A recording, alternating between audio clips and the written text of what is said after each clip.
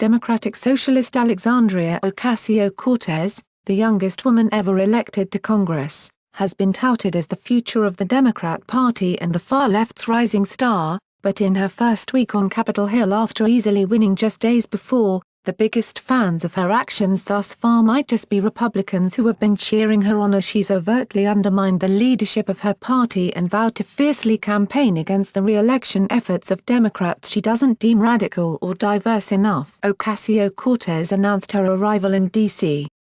by immediately joining a sit-in protest at the office of Ranking House Democrat Nancy Pelosi, who's furiously working now to ensure that she's re-crowned Speaker amid opposition from a female minority colleague. After tweeting about discrimination she's faced already on Capitol Hill, on Saturday, Ocasio-Cortez jumped on a conference call hosted by radical left group Justice Democrats and vowed to help them take down incumbent Democrats. In a piece describing Ocasio-Cortez as the incoming star Congresswoman from New York, Politico provides some details that no doubt has her fellow Democrats very concerned and Republicans egging her on. Long story short, I need you to run for office, she told the radical participants of the video conference that is part of the group's Our Time campaign. All Americans know money in politics is a huge problem, but unfortunately the way that we fix it is by demanding that our incumbents give it up or by running fierce campaigns ourselves. That's really what we need to do to save this country. That's just what it is. She also specifically addressed the reason why she joined the sit-in protest outside Pelosi's office earlier that week. I don't think people who are taking money from oil and gas companies should be drafting climate legislation,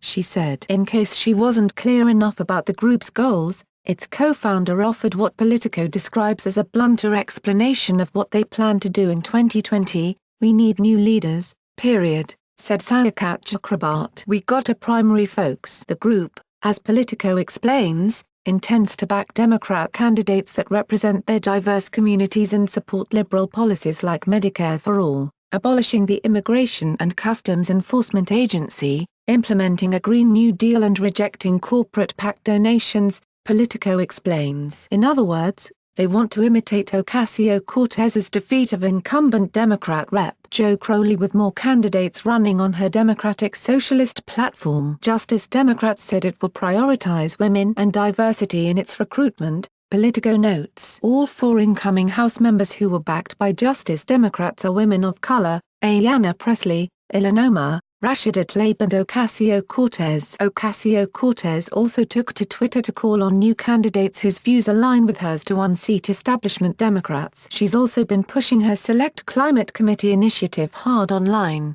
calling on Democrats to pressure their representatives to join her in the cause that her party's leadership has thus far rejected. The Daily Wire's Emily Zanotti provides some more details on the representative-elect's protest efforts. Newly elected Representative Alexandria Ocasio-Cortez made her first appearance in Washington, D.C., Tuesday, but the first item on her agenda has fellow Democrats seeing red. Ocasio-Cortez joined a group of young activists called the Sunrise Movement in staging a sit-in protest outside the Capitol Hill office of Rep. Nancy Pelosi, the House Minority Leader and, come January, the likely Speaker of the House and Ocasio-Cortez's new boss. Ocasio-Cortez addressed the protesters, who were holding signs asking for a Green New Deal from Democrats in charge, and demanding green jobs for all, shook hands, and gave high fives to the 50 or so protesters who blocked the entrance to Pelosi's office.